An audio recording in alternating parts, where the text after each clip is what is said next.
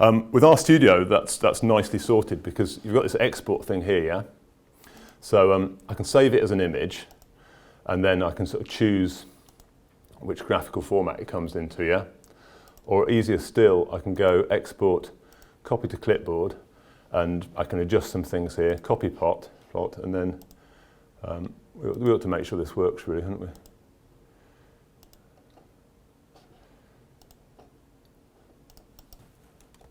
Yeah, Control V. So it just sort of pastes in, and then that should be like any other sort of thing you've pasted in. And R's very nice at graphics. So if you notice, it's sort of pretty sort of smooth.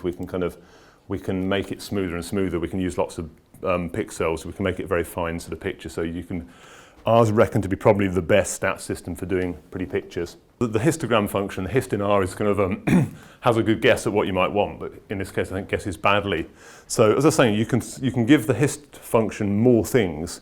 So one thing you can give it is what I did there, rather than retyping that, if I use the up arrow, I can go back through what I've done. So the up and down arrow. So I've gone up one, so to get back that line, and then I'm going to do comma breaks equals 20. So if you don't do anything else, hist will just do a histogram of the collection of numbers you've given it here, okay? But then with all these functions, you can put commas and tell them other bits of information. And sometimes you have to tell it what the bit of information is because it doesn't know what you're talking about. So here I've told it breaks. The histogram function, if I hand it something called breaks, it will use that to set how many breaks there are. So if we do this, I'm saying do a histogram with 20 breaks. So now it's, is that what you're after? Okay.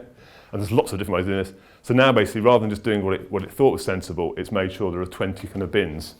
And actually then we get an interesting result in that we now notice that there's actually very few major rivers in North America between north and sort of 200 miles. But I guess that follows by the definition, because if you're only 200 miles long, you're not a major river. So I don't know kind of how the 1975 almanac sort of defined a major river, but it gives us a better picture of the distribution.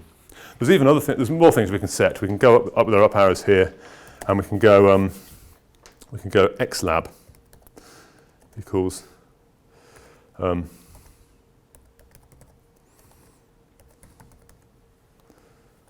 we go.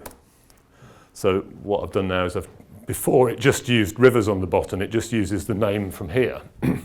Now I've kind of added some more information to this function, this doing word, and I've said, right, I want do a histogram of this, I want 20 breaks, and x-axis label, I want that to be length in miles, because otherwise my boss or PhD supervisor or journal editor will get annoyed.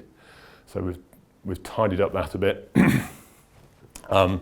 We might want to sort of make the thing further beautiful by colouring it in, so we can go col equals my favourite R colour,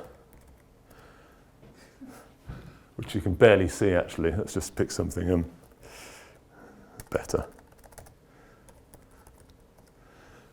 So now we've said, right, doing word function, do a histogram of rivers, setting the breaks to 20, the x-axis label to length in miles, and set the colour to purple. Okay, so we could get rid of this bit here. We could change the title. We can do endless things to it. Okay, so that's not so different to if you're doing a sort of a plot in Excel. I mean, in Excel you would click, and right-click and stuff and things. Where sort of R will start to score in your research is because that sort of sentence does all that. If then, say your research project was doing histograms of rivers, if you replaced the rivers data there from US rivers with the sort of the Indian subcontinent river length, something like that, you wouldn't have to change any of this stuff here. That would all happen. That's all built into those words. So you can just kind of store those words, and it will always do a purple label 20 break histogram plot of whatever data you throw at it. So it's very repeatable.